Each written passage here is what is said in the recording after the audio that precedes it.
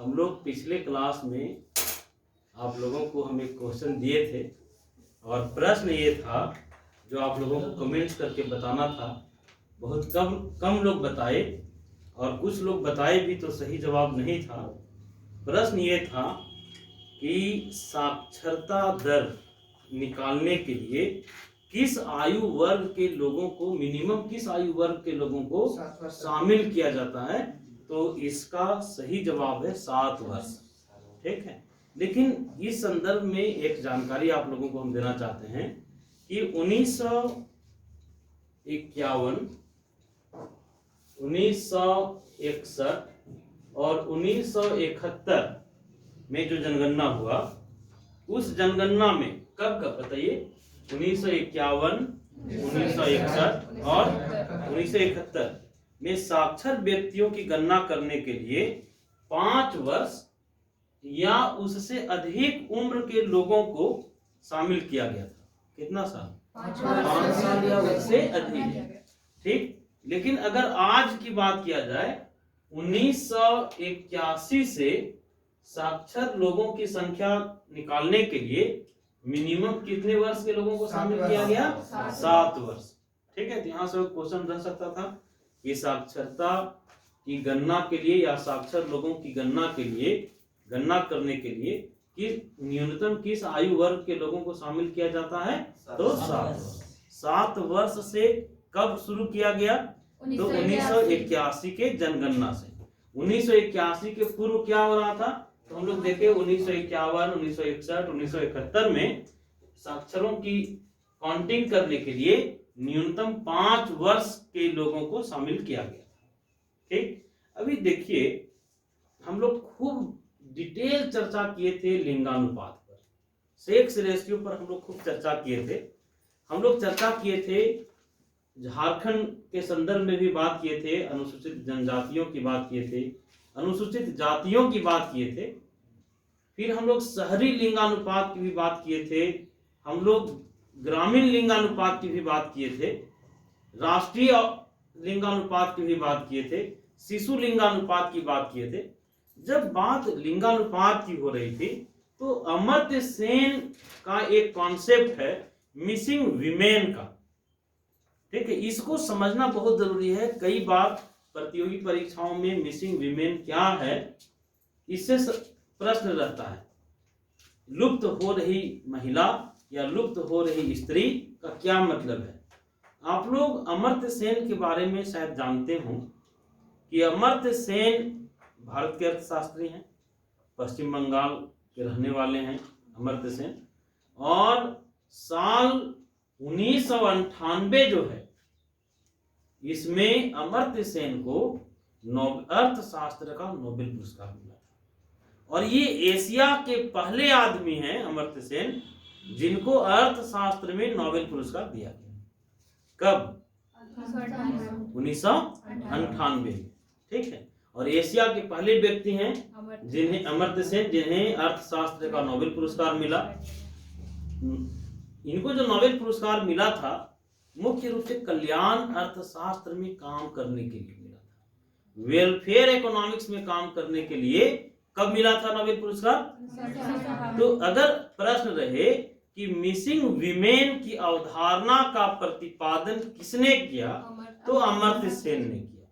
कब? तो 1980 के लास्ट में, 1980 ईस्वी जब समाप्त हो रहा था, उस समय अमर्त्य सेन मिसिंग विमेन, लुप्त हो रही नारी का अवधारणा दिया। तो सवाल यह है कि लुप्त हो रही नारी का क्या मतलब है? ये लुप्त हो रही नारी के संदर्भ में 2 बात कहे अमर्त्य सेन। वो कहे कि देखिए आज भी जो स्थिति ये है कि भ्रूण हत्या हो रहा है, गर्भपात करवा दिया जा रहा है, गर्भपात हो रहा है, या जब बच्चियां जन्म ले रही हैं तो जन्म लेने के बाद भी बच्चियों को मार दिया जा रहा है। मतलब लड़कियों के साथ, मतलब माँ के गर्भ में तो मारा ही जा रहा है, माँ के गर्भ के अलावे जब वो बच्ची जन्म ले रही है उसके बाद भी उसकी हत्या हो रही है। और अभी लड़कों के तुलना में लड़कियों का केयर बहुत कम होता है।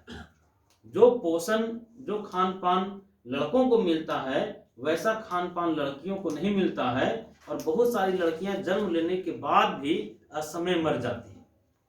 ठीक है, तो अमर्त्य सेन का मानना यह था कि अगर गर्भपात नहीं होता, भ्रूण हत्या नहीं होता, या जन्म लेने के बाद अगर लड़कियों को नहीं मारा जाता, तो बताइए वो लड़कियां जीवित होती कि नहीं, वो महिलाएं जीवित होती।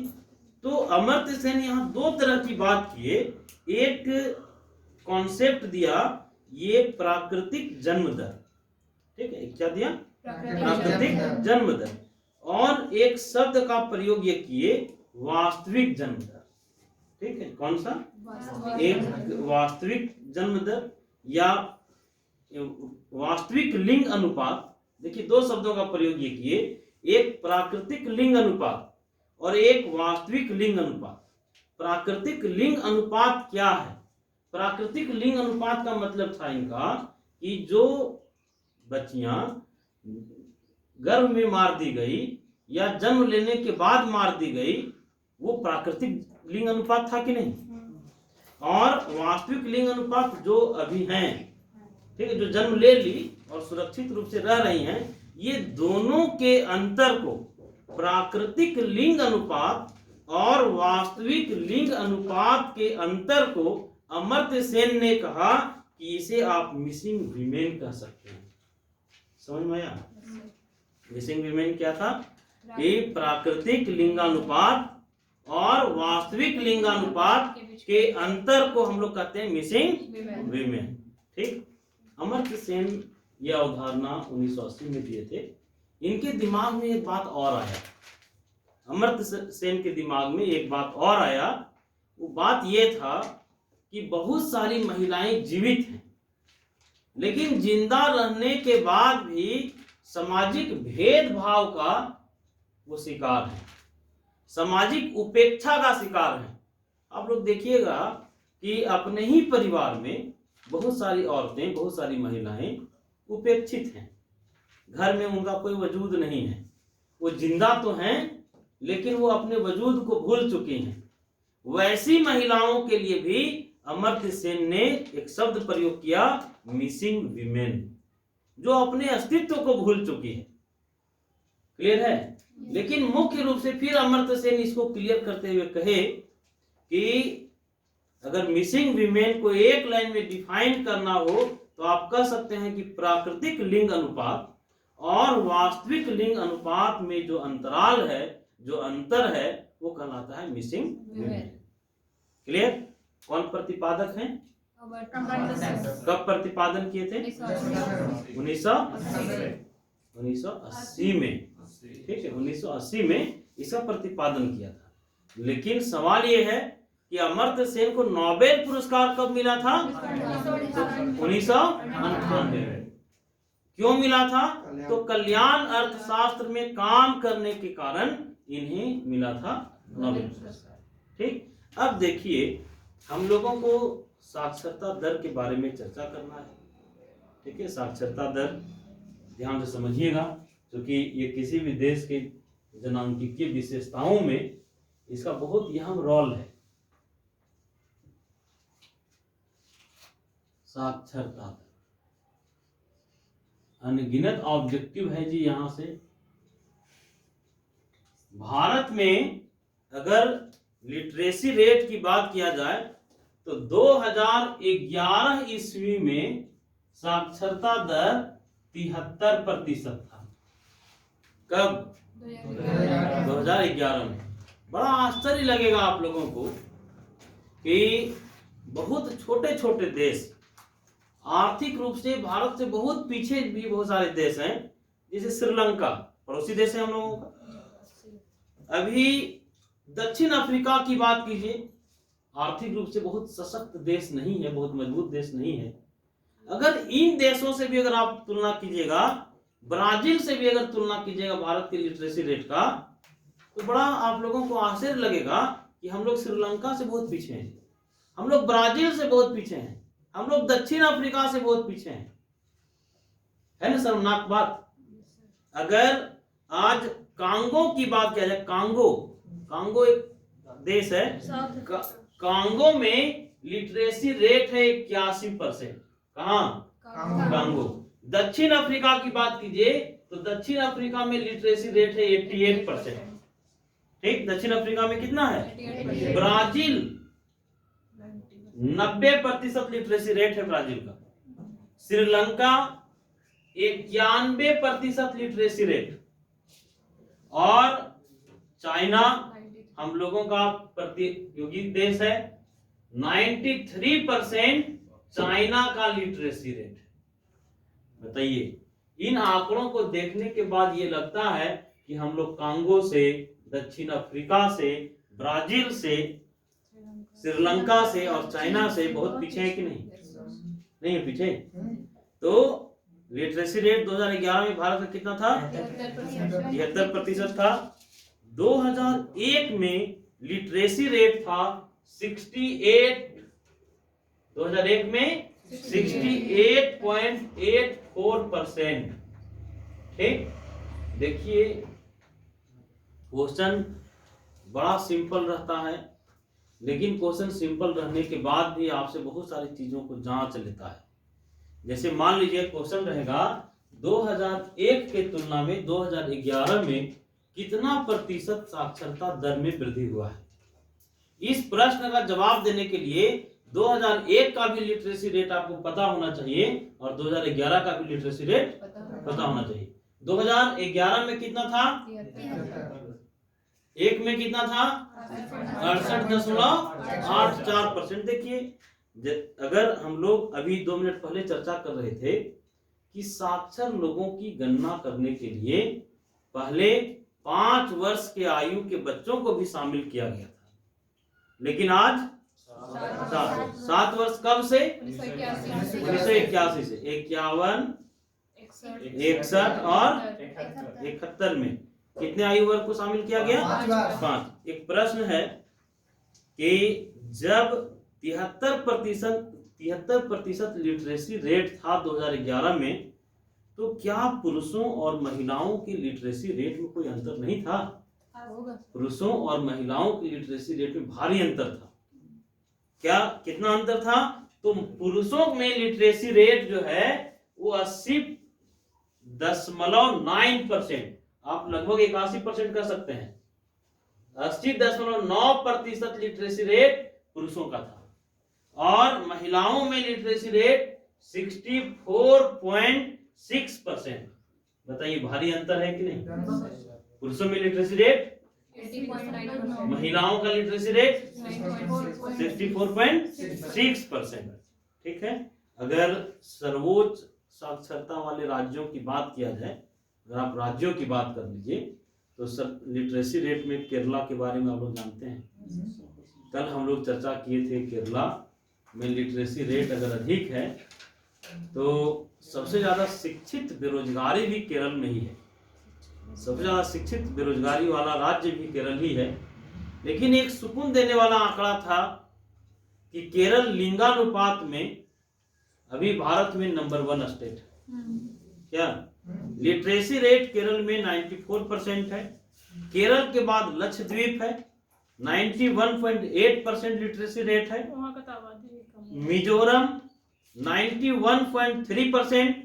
फिर गोवा की बात कीजिए 88.7% और त्रिपुरा में 87.2%। तो सर्वोच्च साक्षरता वाले 5 राज्य या केंद्र शासित प्रदेशों की बात किया जाएगा तो कौन कौन आ जाएंगे? केरल, उसके बाद लक्षद्वीप, उसके बाद मिजोरम, गोवा, त्रिपुरा। बोलिए तो फिर से। केरल के बाद लक्षद्वीप, मिजोरम, गोवा, त्रिपुरा। लेकिन न्यूनतम साक्षरता वाले राज्यों की बात किया जाए तो उसमें हम लोगों का झारखंड भी आता है। अगर टॉप 5 राज्य और केंद्र शासित प्रदेशों की बात किया जाए तो सबसे कम लिटरेसी रेट बिहार में है। कितना? तो 61%, 61.8%। ठीक, बिहार में कितना? 61.8%। उसके बाद अरुणाचल प्रदेश आता है, यहाँ 65.4%। राजस्थान इसके बाद आता है 66.1%। झारखंड इसके बाद आता है 66.4% और आंध्र प्रदेश इसके बाद आता है 67%। बताइए, अगर पिछड़े राज्यों में शैक्षिक दृष्टि से पिछड़े राज्यों की बात किया जाए तो झारखंड कितवें स्थान पर आ जाएगा? चौथे स्थान पर आ जाएगा। हम लोग आंध्र प्रदेश की बात किए जी, हम लोग बहुत चर्चा कर रहे थे आंध्र प्रदेश का कुछ दिनों से। क्या क्या याद है आंध्र प्रदेश से? सीमेंट उत्पादन में नंबर 1 स्टेट है और पहला राज्य है जो सबसे पहले राज्य जनसंख्या नीति बनाया था।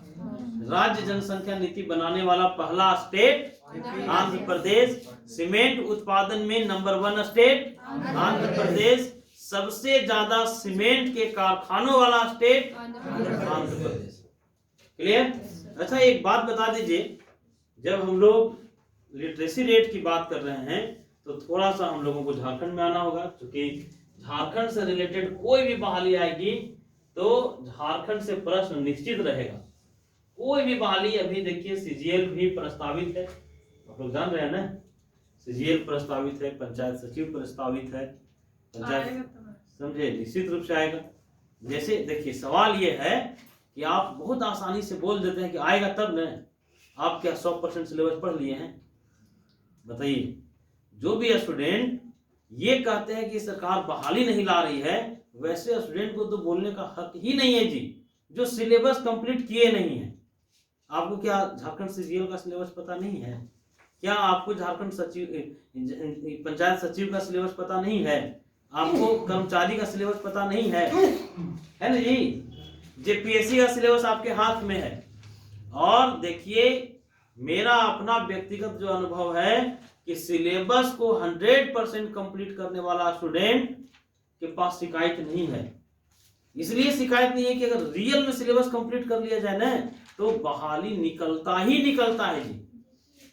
तो पहले निकालिए, तो पहले तैयारी तो कीजिए। चलिए, एक बार हम रिपीट करना चाहते हैं, जनसंख्या का न्यूनतम घनत्व वाला राज्य बताइए। सबसे कम जन घनत्व किस राज्य में? कितना व्यक्ति? 17 व्यक्ति। सही है। जनसंख्या घनत्व की दृष्टि से झारखंड का भारत में कौन सा स्थान है? 14वां। झारखंड का जन घनत्व बता दीजिए।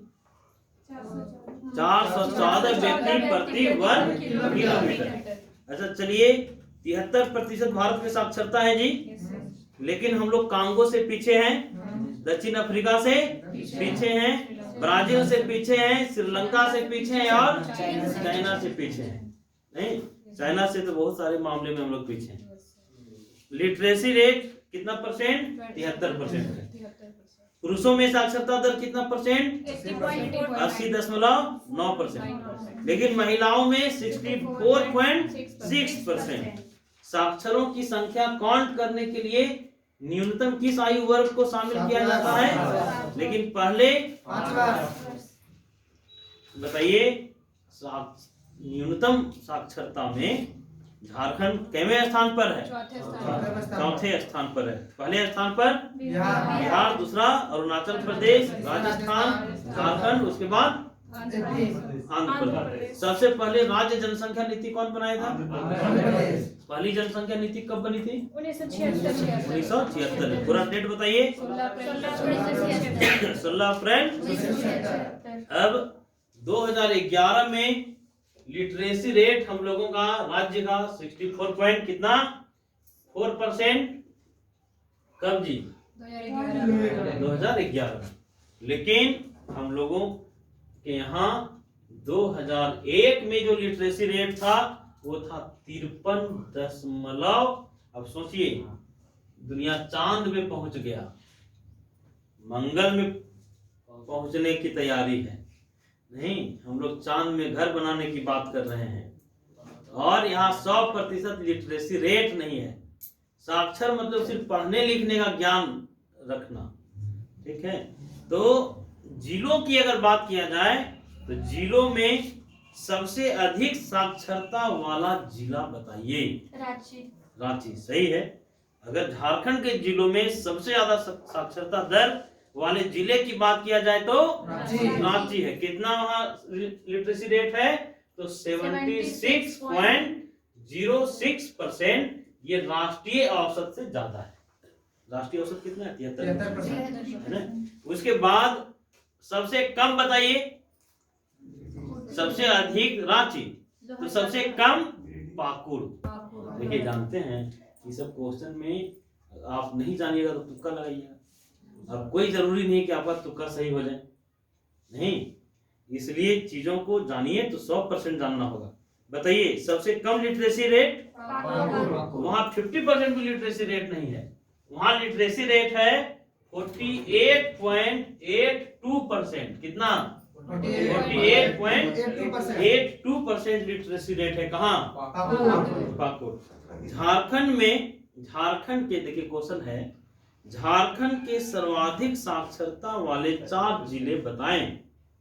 रांची तो ठीक है। पूर्वी सिंहभूम पहले स्थान पर रांची 76.06% है। इसके बाद पूर्वी सिंहभूम है 75.49% है। इसके बाद धनबाद है और रामगढ़ है। ठीक है, तो याद रहेगा मनीष। अमल ससुराल है तुम्हारा। एक मिनट, जैसे रांची, रांची के बाद पूर्वी सिंहभूम के बाद धनबाद के बाद रामगढ़ में कितना परसेंट है?